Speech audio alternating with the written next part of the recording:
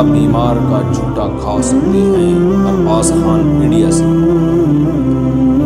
بھائی بیمار کا جھوٹا کھا سکتے ہیں شرعی طور پر، اس میں کوئی گناہ نہیں، البتہ کھانا چاہیے یا نہیں کھانا چاہیے اس میں لوگوں کے حالات مختلف ہیں۔ بعض بیماریاں ایسی ہیں جو متعدی ہوتی ہیں۔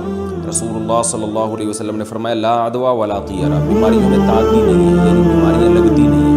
اور دوسری حدیث میں آتا ہے فر من المجذوم فرارک من الاسد، جذام کی جس کو بیماری ہو اس سے ایسے بھاگو جیسے شیر کو دیکھ کے بھاگتے ہو۔ تو ایک حدیث سے ہمیں پتہ چلتا ہے کہ بیماری نہیں لگتی، دوسری حدیث سے آپ نے بیمار سے احتیاط کا حکم دیا۔ تو علماء نے دونوں حدیثوں کو بیان کیا، جمع کیا کہ بیماری نہیں لگتی کا مطلب یہ نہیں کہ نہیں لگتی، بلکہ یہ کہ جو عرب یہ سمجھا کرتے تھے یا جاہلوں میں یہ مشہور ہے کہ بیمار کے ساتھ جب بھی بیٹھیں گے تو لازمی لگے گی، ایسا نہیں ہے، بلکہ یہ اللہ کے ارادے اور مشیت پر ہے۔ اور ہم دیکھتے بھی ہیں کہ جو بیماریاں پھیلتی ہیں ان میں بھی بہت سے لوگ جو بیمار کے ساتھ رہتے ہیں وہ بیمار نہیں ہوتے، اور بہت سے جو بہت دور ہوتے ہیں وہ بیمار ہو جاتے ہیں۔ تو اس میں اللہ کی مشیت کا زیادہ دخل ہے، تو اس میں اعتدال والی رائے اختیار کرنی چاہیے۔ بہت زیادہ وہمی بن جانا، یعنی حدیث کا حاصل بھی بیان کر رہا ہوں کہ علماء نے دونوں حدیثوں کو جمع کر کے بیان کیا کہ بہت زیادہ وہمی بن جانا بھی ٹھیک نہیں ہے، اور بالکل بے احتیاط ہو جانا بھی ٹھیک نہیں ہے۔ تو اور بیمار کو بھی تھوڑا سا اس میں احتیاط کرنی چاہیے، جیسے کہ رسول اللہ صلی اللہ علیہ وسلم نے ارشاد فرمایا کہ جس علاقے میں تعاون پھیل جائے وہاں مت جاؤ، تو آپ نے احتیاط کا حکم دیا، لیکن وہاں سے بھاگنے کی بھی اجازت نہیں دی آپ نے، جو پہلے سے وہاں موجود ہے وہ بھاگے نہیں وہاں سے۔ تو اعتدال والی راہ اور اللہ پہ توکل والی راہ یہی ہے کہ آپ اس میں اعتدال کی راہ اختیار کریں۔ اور بیمار کے جھوٹے سے اگر بیماری لگنے کا اندیشہ ہے تو جھوٹا پینے کی ضرورت کیا ہے؟ تو یعنی بیمار کے ساتھ ہمیں یہ جو تعاون والی حدیث ہے نا، اس میں آتا ہے کہ اس علاقے میں بھی نہ جاؤ، تو لیکن وہاں ہو تو بھاگو بھی نہیں۔ تو بیمار کے جو اعزا و اقارب ہیں جو اس کی تیمارداری کے لیے وہاں رہتے ہیں وہ تو رہیں، وہ بھاگے نہیں وہاں سے۔ بلا وجہ جا کے ایسے مریض سے آپ گلے مل رہے ہو اور اس کا جھوٹا پی رہے ہو، یہ نہیں کرنا چاہیے، کیونکہ اس کی ضرورت نہیں ہے۔ تو اپنے آپ کو آزمائش میں ڈالیں بھی نہیں، اور بیمار کو بھی آزمائش میں نہ ڈالیں کہ اس کو چھوڑ کے بھاگ جائیں کہ بھئی یہ کیسا نہ ہو کہ کچھ رسوم مجھے آگے لگ جائے۔ تو اعتدال کی راہ جو حدیث سے پتہ چلتی ہے وہ یہی ہے کہ جو اس کے قریبی رشتہ دار ہیں بیمار کے تو اس کی تیمارداری کریں احتیاط کے ساتھ، اسے چھوڑ کے نہ بھاگیں، لیکن دور دور کے لوگ آگے بلا وجہ اس کا جھوٹا پینے اور اس کو گلے لگنے کی بھی کوشش نہ کریں۔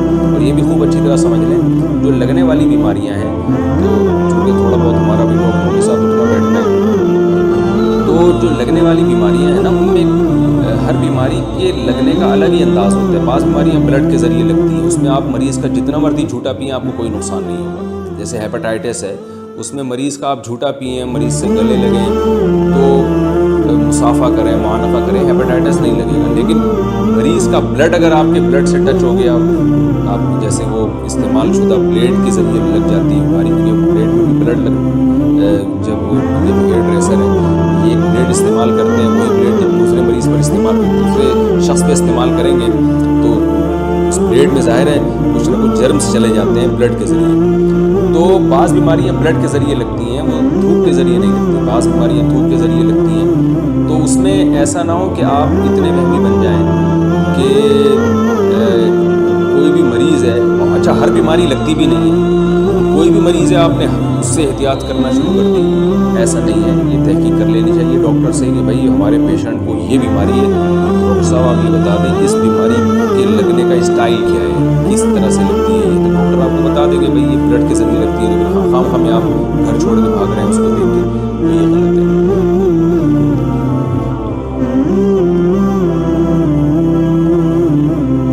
عالم بننے کے لیے کتنا علم ضروری ہے؟ فام علی لغاری کراچی سے پوچھتے ہیں عالم کی جو فضیلتیں بیان کی جاتی ہیں اس کے لیے کتنا علم حاصل کرنا ضروری ہے، یعنی ایک آدمی کے پاس کتنا علم ہو تو ان فضیلتوں کا مستحق ہوگا۔ دیکھیں اس بارے میں کوئی لگا بندہ قانون تو حدیث میں بیان نہیں کیا، لیکن ظاہر ہے رسول اللہ صلی اللہ علیہ وسلم نے علماء کو عام لوگوں سے الگ کیا ہے، تو اتنا علم جس سے انسان عامی لوگوں سے ممتاز ہو جائے، تو میں سمجھتا ہوں کہ اتنا علم جب کوئی حاصل کرے گا تو وہ ان فضیلتوں کا مستحق ہو جائے گا جو حدیث میں علماء کے بارے میں بیان کی، یعنی اتنا علم ہو کہ عام آدمی سے وہ ممتاز ہو جائے۔ اور عام آدمی سے ممتاز ہونے کے لیے کتنا علم چاہیے؟ اتنا علم چاہیے کہ وہ ضروری مسائل پہ لوگوں کو گائیڈ کر سکے، روز روزمرہ کے مسائل میں، ضروری مسائل میں لوگوں کی رہنمائی کا قرآن و سنت کی روشنی میں ذریعہ بن سکے۔ تو اتنا علم اگر کوئی شخص حاصل کر لیتا ہے تو ہم سمجھتے ہیں کہ انشاءاللہ وہ علماء کی فہرست میں داخل ہو جائے گا۔ لیکن یہ خوب اچھی طرح سمجھ لیں کہ قرآن مجید میں صرف ظاہر علم کی فضیلت نہیں ہے، انما یخشی اللہ من عبادہ العلماء، قرآن کہتے ہیں اللہ سے حقیقی معنی میں علماء ڈرتے ہیں۔ تو اس لیے ہم نے علماء ہی سے سنا ہے کہ جو عالم با عمل نہ ہو وہ علم کے باوجود بھی علماء کی فہرست میں داخل نہیں ہوتا، با عمل ہونا بھی ضروری ہے۔ نائی کا پیشہ اختیار کرنے کا حکم۔ محمد حسنین بہاولپور سے پوچھتے ہیں، میں نے نائی کا کام یعنی ہیئر ڈریسنگ کا کام سیکھا ہوا ہے، کیا میں یہ کام کر سکتا ہوں؟ اس میں کوئی گناہ تو نہیں ہے؟ میں کسی کے بال کاٹوں تو کوئی گناہ نہیں ہے، میرا ثواب ہے، لیکن یہ کہ اس میں ناجائز کام نہ کریں، آپ داڑھی نہ کاٹیں کسی کی۔ اس طرح بالوں کے جو عجیب عجیب قسم کے فیشن آ رہے ہیں، کہیں سے سر مڑا ہوا ہے، کہیں سے بال ہے، کہیں سے بہت چھوٹے بال کرتی ہے، کہیں سے بہت لمبے بال کرتی ہے، تو یہ چیزیں حدیث میں اس کی ممانعت آئی ہے۔ آپ صلی اللہ علیہ وسلم نے کہیں سے بال موڑنا اور کہیں سے پورے باقی رکھنا اس کو حرام اور ناجائز قرار دیا ہے۔ اسی پر علماء نے قیاس کیا ہے کہ اگر بلیڈ سے صاف نہ بھی کیا جائے لیکن بہت چھوٹے بال کہیں سے بہت چھوٹے اور کہیں سے بہت بڑے، تو یہ بھی اسی کے مشابہ ہے، یہ بھی ناجائز ہے۔ تو اگر آپ ان چیزوں کا خیال کریں کہ ایسے فیشنیبل بال جس میں کہیں یعنی ایک سر کے بالوں میں ایک جیسے لڑکے کرتے ہیں بہت زیادہ پف نکال لی اور ادھر سے پوری ٹرین کرا دی، اس قسم کی اگر آپ عجیب عجیب چیزیں لوگوں کے سروں پہ نہیں بنائیں گے، نارمل طریقے سے بال چھوٹے کریں گے تو جائز ہے یہ کام۔ اور اگر ان چیزوں کا خیال آپ نہیں کرتے تو پھر آپ کوئی اور کام کریں، انشاءاللہ اس میں آپ کو ثواب ملے گا، یہ کام خراب نہ کریں۔ کیا نیاز کا کھانا جائز ہے؟ محرم یا محرم کے علاوہ ہمارے سنی بھائی جو نیاز کرتے ہیں اس کا کیا حکم ہے؟ کیا نیاز کا کھانا جائز ہے یا نہیں؟ پرویز علی نواز سے پوچھتے ہیں بھائی یہ جو نیاز وغیرہ کے کھانے ہیں تو رسول اللہ صلی اللہ علیہ وسلم اور صحابہ کرام سے ثابت نہیں ہے۔ قرآن مجید نے جو ہمیں حکم دیا ہے وَيُطْعِمُونَ الطَّعَامَ عَلَىٰ حُبِّهِ مِسْكِينًا وَيَتِيمًا وَأَسِيرًا، سورۃ حج میں کہ ہمارے جو نیک بندے ہیں، نیک بندے کو، مسکینوں کو، غریبوں کو اور قیدیوں کو ہماری محبت میں کھانا کھلاتے ہیں۔ اس میں اللہ نے کوئی دن متعین نہیں کیا کہ 11 تاریخ کو فلانی تاریخ کو، پورے سال آپ جب چاہیں کسی بھی غریب کو کھانا کھلائیں، لوگوں کا خیال کریں، اللہ اس سے راضی ہوگا۔ یہی صدقہ ہے جو اسلام میں، اس کے علاوہ کوئی اور ٹیکنیکل قسم کے جو کھانے ہیں ٹھیک ہے، بعض لوگوں کے پاس اس کے دلائل ہوں گے لیکن ہمارے علم میں وہ دلائل ہمیں سمجھ میں نہیں آتے، علماء کی بہت بڑی جماعت کو وہ دلائل سمجھ میں نہیں آتے۔ رسول اللہ صلی اللہ علیہ وسلم نے ارشاد فرمایا من احدث فی امرنا ھذا ما لیس منہ فہو رد، ہمارے دین میں کوئی ایسی چیز ایجاد کرے جو ہمارے دین میں سے نہیں تھی تو وہ رد ہے، وہ مردود ہے، مردود کا اس میں اس کو چھوڑو۔ تو جس طرح صحابہ کرام غرباء اور مساکین کا خیال کیا کرتے تھے اسی طرح آپ بھی کر لیا کریں، الگ سے کوئی اسپیسیفک نام دے کر اور تاریخیں متعین کر کے اس طرح کے کھانوں کا انتظام نہ کریں، اور کوئی اگر کرتا ہے تو آپ اس میں شرکت نہ کریں، کھانا نہ کھائیں۔ موبائل فون پر تلاوت کا حکم۔ اویس صاحب ممبئی سے پوچھتے ہیں کیا موبائل فون میں تلاوت کے لیے وضو کرنا ضروری ہے؟ کیا بغیر وضو کے موبائل فون پر تلاوت کر سکتے ہیں اور قرآن کو چھو سکتے ہیں یا نہیں؟ جی ہاں، موبائل فون پر قرآن کو چھو بھی سکتے ہیں، بغیر وضو کے تلاوت بھی کر سکتے ہیں۔ البتہ بعض علماء کی رائے یہ ہے کہ موبائل کے ڈسپلے پر جب قرآن ہوگا تو اس کو بغیر وضو نہیں چھو سکتے، اس پیج کو خاص طور پر۔ تو اگر کوئی احتیاط کر لے تو زیادہ بہتر ہے کہ، لیکن ہماری رائے کے مطابق، ہماری تحقیق کے مطابق اگر ڈسپلے پر قرآن کا صفحہ کھلا ہوا ہے تو آپ اس کو بغیر وضو ہاتھ نہیں لگا سکتے، احتیاط کرنا بہتر ہے۔ ویسے بھی اس کو ڈسپلے پہ ہاتھ لگانے کی ضرورت پڑتی نہیں ہے، آپ موبائل کی اسکرین پہ قرآن کو کھول کے موبائل ہاتھ میں پکڑ کے اسکرین پہ ہاتھ ٹچ کیے بغیر بھی آپ اس کی تلاوت کر سکتے ہیں، لیکن بہرحال کوئی ٹچ کرنا چاہے ہاتھ تو ہمارے رائے میں اس کے لیے گنجائش ہے۔ کیا نکاح اور ولیمہ، کیا ایک ہی دن میں نکاح اور ولیمہ ہو سکتے ہیں؟ حافظ عبد الرحمن انڈیا سے پوچھتے ہیں بھائی ایک ہی دن میں نکاح اور ولیمہ ہو سکتا ہے، لیکن ولیمہ سنت ہے رخصتی کے بعد۔ دلہن کو پہلے پارسل کر لیں، اپنے گھر لے جائیں، دلہن شوہر کے گھر آ جائے، شوہر کے کمرے میں آ جائے، اس کے بعد آپ پتنی گلی سے پرمیشن کر لیں اور ولیمہ کریں۔ دلہن کے میاں صاحب کے گھر آئے بغیر، ان کے کمرے میں انٹری کے بغیر ولیمہ کرنا یہ سنت سے ثابت نہیں ہے، اس کو ولیمہ نہیں کہیں گے۔ تو اس لیے رخصتی کے بعد ہوتا ہے ولیمہ، رخصتی سے پہلے ولیمہ نہیں ہوتا۔ تو جس دن نکاح ہوا اسی ٹائم رخصتی ہو جائے تو اسی وقت نکاح کر لیں، اگلے دن ولیمہ کر لیں، اگلے دن رخصتی ہو رہی ہے تو اگلے دن ولیمہ کر لیں۔ اللہ اور اس کے رسول کے حوالے کہنے کا حکم، کیا کسی کو رخصت کرتے ہوئے یہ کہنا صحیح ہے اللہ اس کے رسول کے حوالے؟ میں تمہیں اللہ اس کے رسول کے حوالے کروں۔ فیصل 6000 صاحب سے پوچھتے ہیں بھائی ایسا کہنا ٹھیک نہیں ہے، اللہ کے حوالے کیا جائے گا، رسول صلی اللہ علیہ وسلم کے حوالے کرنا۔ یہ کہنا کہ میں تمہیں رسول کے حوالے کر رہا ہوں، اس میں شرک کی بو ہے، یعنی گویا آپ کا یہ نظریہ ہے کہ رسول اللہ صلی اللہ علیہ وسلم اپنی قبر اطہر میں بیٹھ کر، یعنی اپنی قبر اطہر میں ہو کر آپ صلی اللہ علیہ وسلم ہماری گویا حفاظت کریں گے، تو یہ غلط ہے، ایسا نہیں ہے۔ اس لیے صرف یہ کہا کریں کہ میں تمہیں اللہ کے حوالے کر رہا ہوں۔ اور ویسے بھی آپ دیکھیں ہمیشہ سے مسلمانوں میں رائے فی امان اللہ کہتے ہیں نا جاتے ہیں، فی امان اللہ، تمہیں اللہ کی امان میں دے رہا ہوں، فی امان اللہ ہی و رسول ہی کہنے کا تو اس کا رواج نہیں ملتا۔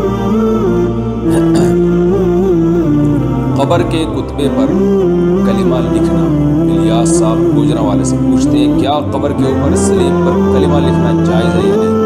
جائز نہیں ہے، نہ رسول اللہ صلی اللہ علیہ وسلم کی کتاب میں اور آپ صلی اللہ علیہ وسلم نے قبروں پر لکھنے سے منع کیا، کچھ بھی لکھنے سے منع کیا۔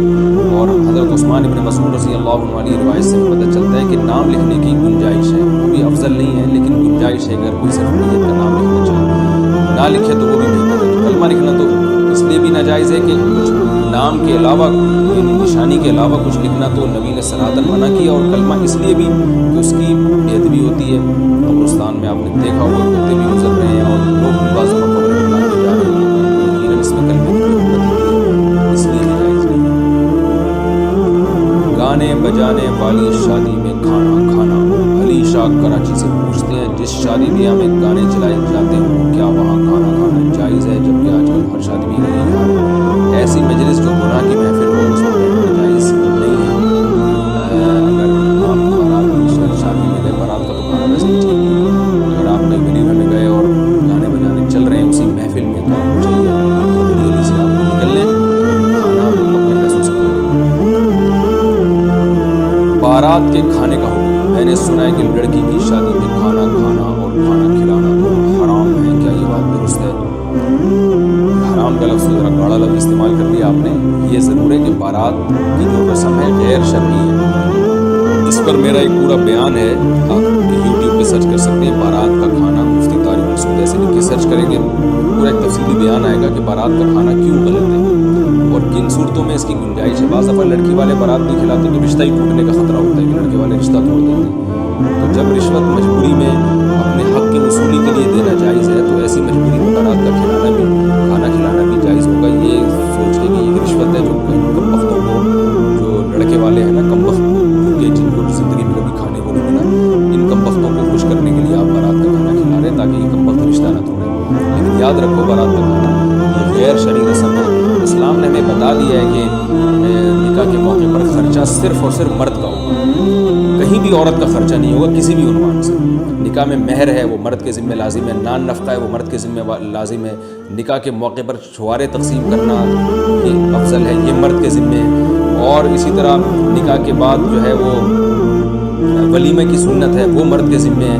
تو جتنے بھی نکاح کے موقع پہ خرچے شریعت نے ڈالیں مرد پہ ڈالیں، لڑکی یا لڑکی کے باپ پہ کوئی خرچہ نہیں ہے۔ آج بھی آپ دیکھ لیں عرب کے تیل کے کنویں ہوتے ہیں، بڑے بڑے کروڑپتی ہوتے ہیں، مگر بیٹی کی شادی میں ایک چائے کی پیالی کا بھی خرچہ نہیں ہوتا۔ تو یہ ہمارے معاشرے میں جو ہندو لوگ ہیں ان سے ہمارے معاشرے میں آئی یہ بات، ہندو بھی بیان سنتے ہیں تو بھائی آپ کو معذرت ایسی باتیں میں کر رہا ہوں، لیکن بہرحال کیونکہ ہندوؤں کا ایک کلچر رہا ہے تو ہم بہت عرصہ ہندوؤں کے ساتھ رہے ہیں تو کچھ چیزیں ہمارے اندر ہندوؤں میں آئی ہیں، ہندوؤں سے ٹرانسفر ہوئی ہیں مسلمانوں میں۔ تو یہ بارات کا کھانا اور یہ جہیز وہیز بھی وہیں سے آئے ہیں، ورنہ اسلام میں نہ جہیز ہے نہ بارات ہے، اور ہمیں صحابہ اور آج بھی عرب میں بھی نہیں ملتا جہیز اور نہ بارات ملتی ہے۔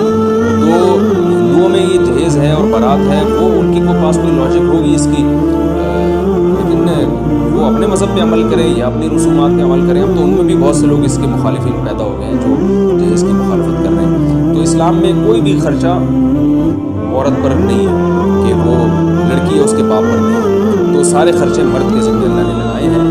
یہ تو بات بارات کی رسم یہ بھی غیر شرعی ہے. لوگ کہتے ہیں اتنی بارات آئے گی تو اس کو کھانا کھلائے بغیر بھیج دیں, وہ تو بھوکے چلے جائیں گے. تو بات یہ ہے کہ اتنی بارات آئے گی کیوں, یعنی بلائیں گے کیوں آپ اتنے لوگوں کو. نکاح مجمع میں کرنا سنت ہے. نکاح کے لیے مجمع اکٹھا کرنے کی ہمیں نہیں ملتا کہ مجمع اکٹھا کرنے کی ضرورت ہی نہیں ہے. مجمع پہلے سے ہو اس میں نکاح کر دیں, جیسے جمعے کی نماز میں مجمع ہوتا ہے وہاں نکاح کر دیں. تو یا ویسے ہی عام نمازوں میں لوگوں کا مجمع ہوتا ہے تو مسجد میں وہاں نکاح کر دیں آپ. تو جو لڑکی کے قریبی رشتہ دار ہیں, جو ابا چاچا ماموں وغیرہ جو بہت ہی قریبی ہیں, یا اس کی بہنیں وغیرہ, وہ آ جائیں اس میں شرکت کریں اور کھجور کھا کے چھوارے کھا کے پتلی گلی سے نکل جائیں. وہاں دھرنا مار کے بیٹھنے کی ضرورت نہیں ہے.